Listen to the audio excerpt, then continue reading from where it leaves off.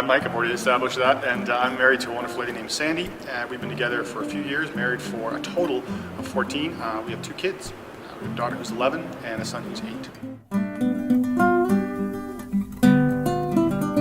Well, because I work here. I'm the creative programming director here, and and I do a whole smattering of things here on the weekend between working with worship leaders and media people and volunteers in all those groups, welcome teams, people who shake hands and pass plates, and making sure the message and all those things kind of work together. So it's kind of got some cohesion to it, and then kind of resourcing creatively as well.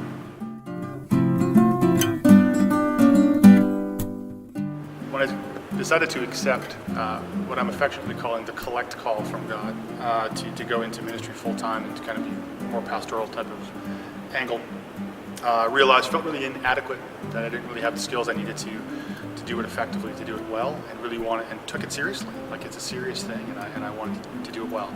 And so college for me was certainly part of that, and Horizon was my college. It was local. So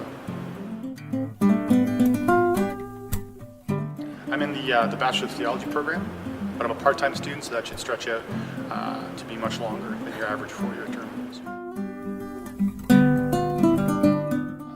I think the highlights for me are the things that kind of blowing away my preconceived notions of what the Bible says. I can't really pinpoint it to a certain event or a certain thing, but it was certainly that, just having some of my systems disrupted and letting God work through those things. It's been pretty good. So some of the stuff I'm learning we can apply right to weekend teaching. For example, the passage that we're teaching out of this weekend was the exact same one that I just learned in class yesterday. So those things kind of hit the ground running, and it's very nice to take something that you've learned and apply it instantly. It helps it kind of sear itself into your brain a bit more, and so.